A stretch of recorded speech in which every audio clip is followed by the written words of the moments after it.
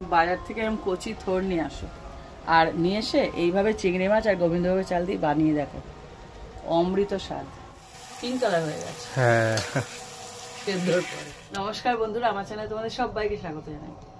আজকে দেখো আমার হাতে কি, এটা হলো থোড়।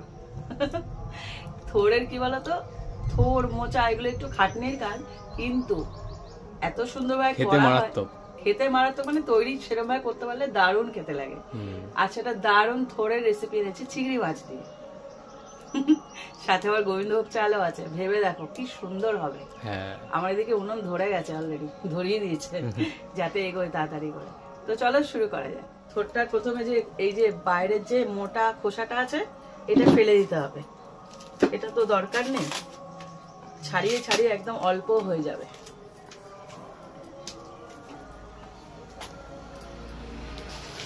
চলে যা, দরকার নেই। এবার খোসাটা বাইরে ছাড়ানো হয়ে গেলে তারপরে ভেতরের যে অংশটা ওটাই নেব। এটাও মোটা আছে, এক একটা থোড় এমন হয় না বাইরে ইয়া বড় একদম খোলস, ভেতরে এইটুকুনি পুচকে একটা সরু মতো পাওয়া যায়। এটা তো একটু মোটা আছে। তো এটাকে কি কচি, কি সুন্দর। আমার আজকে মনে খুব আনন্দ। এবার এরকম করে খোসাটাকে ছাড়িয়ে নেব। এর গায়ে যে প্লেন খোসাটা আছে না ওটাকে ছাড়িয়ে নেব। তারপরে আসল মানে থোড়টা কাটতে হবে।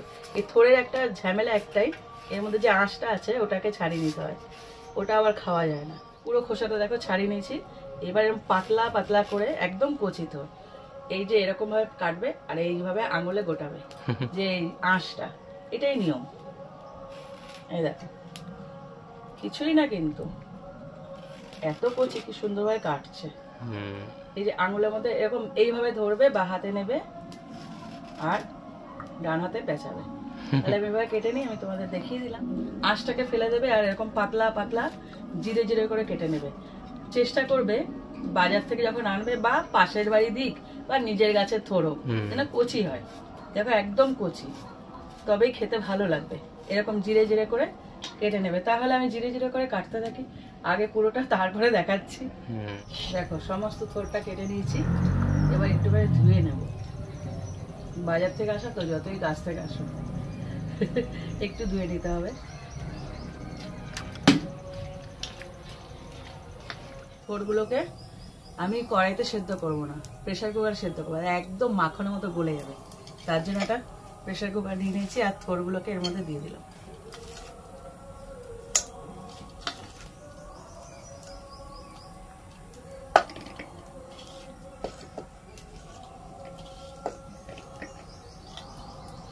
এবার এর মধ্যে একটু জল দেব সামান্য, আর একটু লবণ দেব।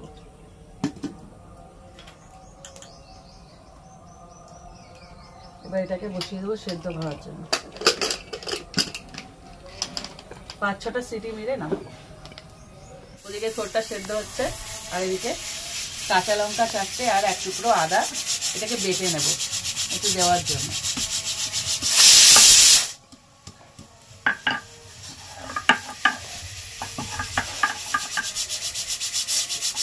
থোড়টা সেদ্ধ হয়ে গেছে, এবার নামিয়ে নিলাম।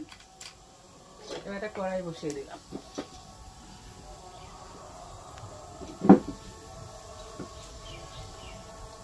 এবার এর মধ্যে দিয়ে দিচ্ছি সর্ষের তেল। তেলটা পুরোপুরি গরম হয়ে গেছে। এর মধ্যে চিংড়ি মাছটা ভেজে নেব।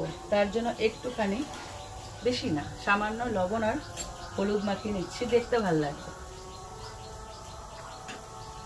এটাকে ভেজে নেব।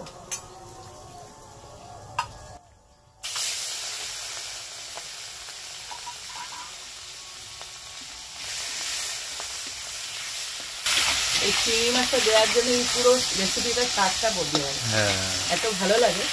নিরামিষ ম্যাক্সিমাম থোড় মোচা এগুলো নিরামিষই বেশি লোকে খায়। তো আজকে একটু চিংড়ি মাছ দিচ্ছি আর গোবিন্দভোগের চাল দিচ্ছি, দুটো মিলে না দারুণ একটা স্বাদ আনবে। চিংড়ি মাছটা হালকা করে একটু ভেজে নিয়েছি, এর থেকে বেশি ভাজার দরকার নেই। তো এটাকে তুলে নেব।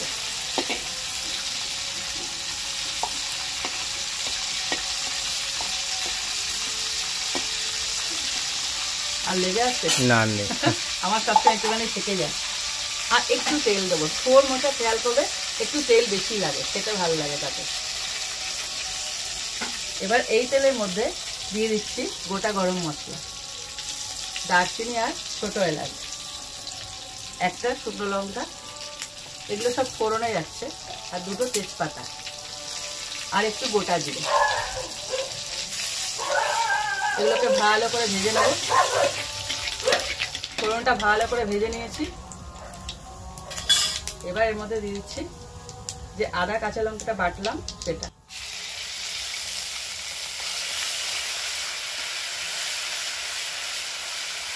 হালকা নেড়ে চেড়ে নিলাম। এবার এর মধ্যে দিয়ে দিচ্ছি পেঁয়াজ কুচি। এখানে একটা বড় সাইজের পেঁয়াজ আমি কুচি করে রেখেছি।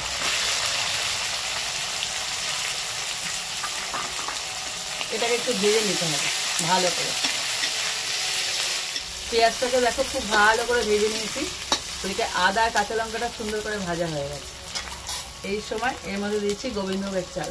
এবার তোমরা থোড় আমি এক টুকরো নিয়েছিলাম, যদি থোড়ের পরিমাণ বাড়ে তাহলে চালের পরিমাণটাও সেইভাবে কম বেশি করে নেবে। এখানে 75 গ্রাম মতো চাল নিয়েছি, মানে 50 গ্রাম থেকে 75 গ্রামের বেশি চাল এতে দেওয়া যাচ্ছে না। তো চালটাকে ভালো করে তেলের মধ্যে ভেজে নেব। চালটা খুব ভালো করে ভেজে নিয়েছি। এবার এর মধ্যে মিডিয়াম সাইজের 2খানা টমেটো কেটে নিয়েছি, সেটাকেও এর সাথে ভেজে নেব।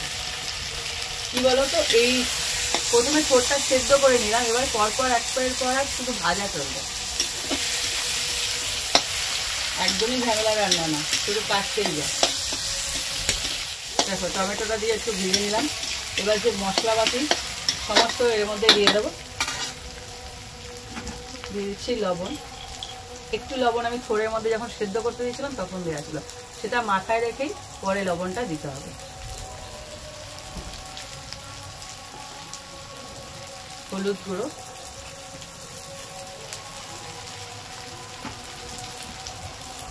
একটু জল দিই। মশলাগুলো না পুড়ে গেলে মজা লাগে না।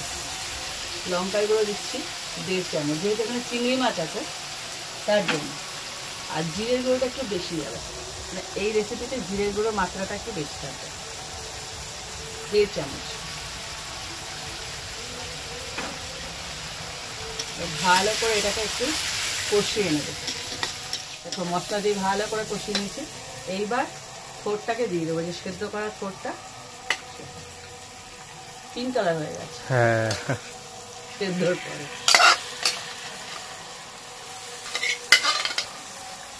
এত কচি না আজকের থোড়টা, একদম মানে মেল্ট হয়ে যাবে মুখে। এবার এটাকে এর সাথে একটু ভালো করে কষিয়ে নেব। এই রেসিপিতে না যেহেতু চাল দিয়েছি, গোবিন্দভোগের চাল হোক আর আতপ চাল হোক, যে চালই তোমরা দাও, গোবিন্দভোগের চালটা দিলে কি হয় বলতো, মানে গন্ধটা, গোবিন্দভোগের চাল তো খুব তাড়াতাড়ি সেদ্ধ হয়, কিন্তু হচ্ছে ঘ্রাণটা ওটাই তো মেন। তার জন্য তো এটা আমরা পায়েসে ইউজ করি, বিভিন্ন পোলাওতে ইউজ করি, বিভিন্ন রেসিপিতে ইউজ করি। এই চাল দেওয়ার জন্য জলটা সেইভাবে দিতে হবে, কিন্তু কেননা চালটা পুরোপুরি সেদ্ধ হতে হবে, সেই আন্দাজে জলটা দিতে হবে। থোড় তো সেদ্ধ করাই আছে, ওর তো এমনি নরম থোড়, প্রথম কথা, দ্বিতীয় কথা সেদ্ধ করা, বেশি জল দরকার হবে না। কিন্তু যেহেতু এখানে চাল আছে সেহেতু একটু পরিমাণ মতন জল দিতে হবে। এটাকে ভালো করে আগে থোড়ের সাথে কষিয়ে নিই। থোড় দেওয়ার পর দেখো ভালো করে একদম কষিয়ে নিয়েছি। এবার দিয়ে দিচ্ছি চিংড়ি মাছ ভাজাটা।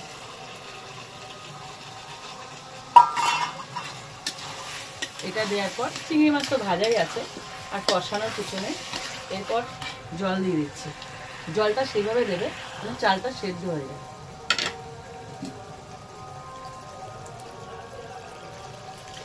মনে হচ্ছে না এতটা জল, চালটা সেদ্ধ হতে এই জলটা লাগবে, আর পুরো জলটা শুকিয়ে যাবে। দেখো জল আস্তে আস্তে যখন শুকাতে থাকবে তখন তো এটা ঘন হবে, তখন একটু এরকম করে উলট পালট করে দেবে, না হলে কিন্তু তলায় লেগে যাবে। তো দেখো জলটা অনেকটা কমে এসছে, আর চালগুলো ফুটে ভাতে পরিণত হচ্ছে। আর এদিকে আমি গরম মশলা ভিজিয়ে রেখেছিলাম, এটাকে বেটে নেব। আজকে রেসিপিতে এটা দেবো, স্পেশাল কিছু রেসিপিতে এটা দিই, খুব ভালো লাগে। এত সুন্দর গন্ধ বেরোয় না, এটা কেনা গরম মশলায় পাই না, তার জন্য। এটা ভিজিয়ে রাখবে, তাহলে নরম হয়ে থাকবে। দেখো কতটা ঘন হয়ে গেছে। আর আমার গরম মশলারও বাটা হয়ে গেছে। এই গরম মশলাটা না এর মধ্যে দেবেই দেবে, কেনা দেবে না। দিয়ে দেখো কি ভালো লাগে। আর চিনিটা তখনই দেবে যতক্ষণ না চালটা পুরোপুরি ফুটে ভাত হয়ে যাচ্ছে। একদম সেদ্ধ না অবধি চিনিটা দেবে না। মিষ্টি মিষ্টি হয়। হ্যাঁ, এটা একটু মিষ্টি মিষ্টি হয়। হ্যাঁ, চিংড়ি মাছ আছে তো, ঝাল মিষ্টি দুটোই হবে। এবার এই জলটা যতক্ষণ আছে, একটা জলো ভাব আছে না, এটা যতক্ষণ না শুকাবে ততক্ষণ পর্যন্ত এটা ফুটতে থাকবে। আর সমানে নাড়বে। এখন কিন্তু আর তলায় জল নেই, লেগে যাওয়ার চান্স সবচেয়ে বেশি। সমানে নাড়তে হবে। তো আমি নাড়তে থাকি। দেখো এটা মনে হচ্ছে আমি থোড় রান্না করেছি। মনে হচ্ছে আমি চিংড়ি মাছের খিচুড়ি গোবিন্দভোগের চাল দিয়ে। আজকে থোড়টা এত সুন্দর, এত নরম ছিল যে পুরো ভর্তা হয়ে গেছে। এইরকম কচি থোড় আনবে, খেয়ে মজা পাবে। কতগুলো থোড় হয় না একদম শক্ত শক্ত, ওগুলো ভালো লাগে না। যতই প্রেশারে সেদ্ধ করি না কেন, ভালো লাগে না। দেখো একদম রেডি হয়ে গেছে। এবার দিয়ে দেবো লাস্ট ফিনিশিং, সেটা হলো চিনি, যেটা ছাড়া একদম কমপ্লিটই হবে না। থোড় বলে কথা, আর গোবিন্দভোগ চাল আছে, চিনি তো পড়বেই। এবার এটাকে মিশিয়ে দেবো। কোথায় গেল জলটা? কতটা জল দিয়েছিলাম। রেসিপিটা এখানে শেষ করলাম। তোমরা এই রেসিপিটা প্লিজ ট্রাই করো। আমি রিকোয়েস্ট করছি, থোড়ের অনেক রেসিপি খেয়েছো, কিন্তু এই রেসিপিটা একবার ট্রাই করো। এরই থোড়ের আরো নিরামিষ রেসিপি আমি আনবো, তবে আজকে চিংড়ি মাছ দিয়ে করেছি, আমিষ করেছি, পেঁয়াজ করেছে, চিংড়ি মাছ করেছে। এই রেসিপিটা আমিষের দিন একবার বানিও, করে কমেন্ট করা শেয়ার করো। ভালো লাগলে লাইক দিও, আর এরকম আরো রেসিপি পেতে আমার চ্যানেলটা সাবস্ক্রাইব করে দিও। তো আজকের মতন টাটা।